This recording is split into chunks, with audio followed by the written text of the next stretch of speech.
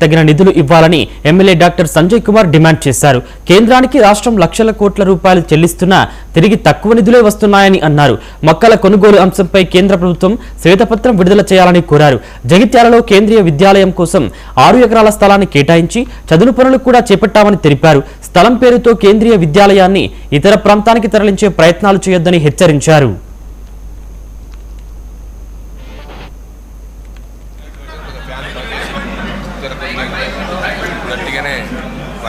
ఏదైతే గౌరవ పార్లమెంటు సభ్యులు నిన్న ముఖ్యమంత్రి గారి పైన అనుచిత వ్యాఖ్యలు చేశారు, జగిత్యాల ప్రజలను తప్పుతో పట్టించే విధంగా ఎమ్మెల్యేదే బాధ్యత కేంద్రీయ విద్యాలయం పైన అన్నారు. నేను వారిని మీకు కూడా బాధ్యత ఉంటుంది, మీరు కూడా ఇరిగేషన్ మంత్రితోటి మాట్లాడాలి. నేను రేపైనా రాష్ట్రం నుంచి కేంద్రానికి సంబంధించి అవసరం ఉంటే మీరు అపాయింట్మెంట్ ఇస్తే మీ దగ్గరకు వచ్చి మళ్ళీ కూడా రిక్వెస్ట్ చేస్తా.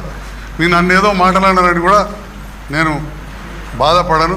కానీ ఒక ఫెడరల్ స్ఫూర్తితోటి పనిచేయాల్సిన కేంద్ర ప్రభుత్వం 2 లక్షల కోట్ల పైన 5 ఏళ్లలో తీసుకొని 85,000 కోట్లు మాత్రమే తిరిగి ఇచ్చి ఈరోజు రాష్ట్ర ప్రభుత్వ పైసలు మీరు ఉంచుకుంటే రాష్ట్ర అధినేతగా ముఖ్యమంత్రి గారు గౌరవంగా హక్కుగా అడిగితే బిచ్చగాడు అనడాన్ని తీవ్రంగా ఖండిస్తా ఉన్నా.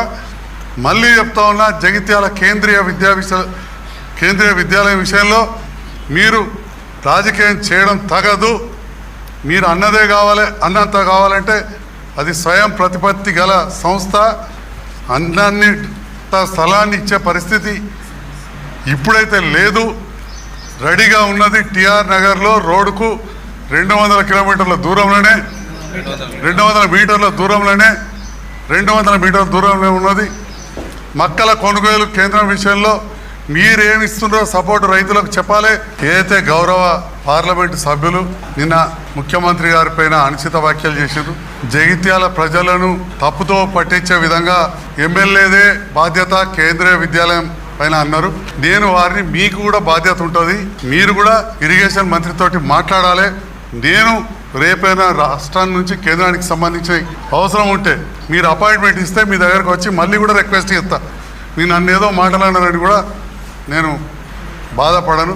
కానీ ఒక ఫెడరల్ స్ఫూర్తితోటి పనిచేయాల్సిన కేంద్ర ప్రభుత్వం 2 లక్షల కోట్ల పైన 5 ఏళ్లలో తీసుకొని 85,000 కోట్లు మాత్రమే తిరిగి ఇచ్చి ఈరోజు రాష్ట్ర ప్రభుత్వ పైసలు మీరు ఉంచుకుంటే రాష్ట్ర అధినేతగా ముఖ్యమంత్రి గారు గౌరవంగా హక్కుగా అడిగితే బిచ్చగాడు అనడాన్ని తీవ్రంగా ఖండిస్తా ఉన్నా.